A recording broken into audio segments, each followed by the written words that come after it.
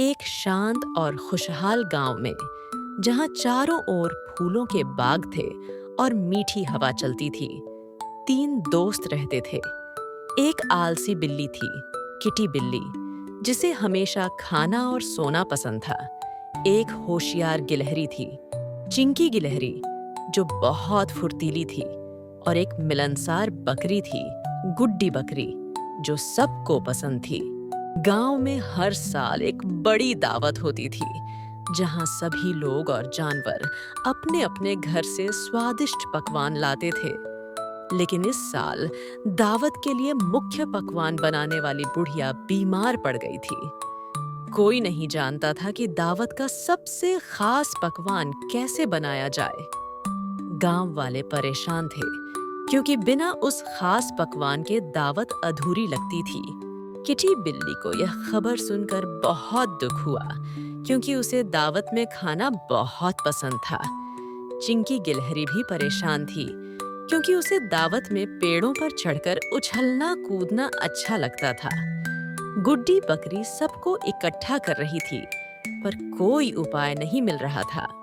Kitty बिल्ली ने एक दिन बुढ़िया के घर के बाहर देखा कि कुछ पुरानी रसोइयों की किताबें खुली पड़ी थीं। उसे एक विचार आया।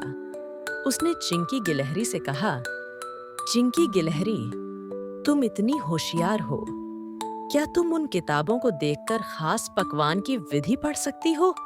मैं बड़ी हूँ, पर पढ़ नहीं सकती। चिंकी गिलहरी तुरंत तैयार हो गई।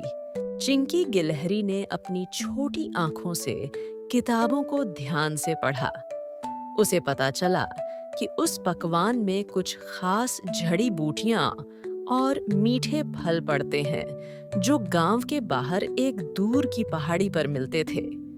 लेकिन वहां तक जाना बहुत मुश्किल था।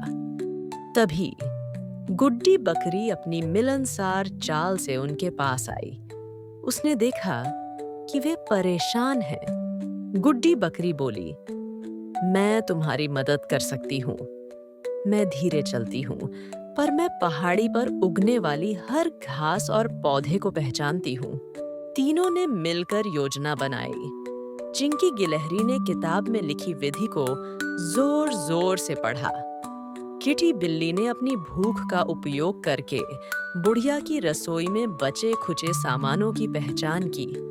और गुड्डी बकरी ने अपनी पहचान की क्षमता का उपयोग करके दूर की पहाड़ी से उन खास जड़ी बूटियों और मीठे फलों को ढूंढ निकाला। कई घंटों की मेहनत के बाद उन्होंने सभी सामग्री इकट्ठा कर ली। किटी बिल्ली ने अपनी बड़ी आंखों से पकवान बनाने का तरीका देखा। चिंकी गिलहरी ने विधि का पालन किया और गुड्डी बकरी ने ताजी सामग्री डाली। धीरे धीरे उन्होंने मिलकर वह खास पकवान बना लिया। दावत का दिन आया और जब वह पकवान परोसा गया, तो सभी गांव वाले और जानवर हैरान रह गए। वह पकवान इतना स्वादिष्ट था कि सबने खूब तारीफ की। किटी बिल्ली, चिंकी गिलहरी और गुड्डी बकरी की समझदारी और एकता की पूरे गांव में चर्चा होने लगी।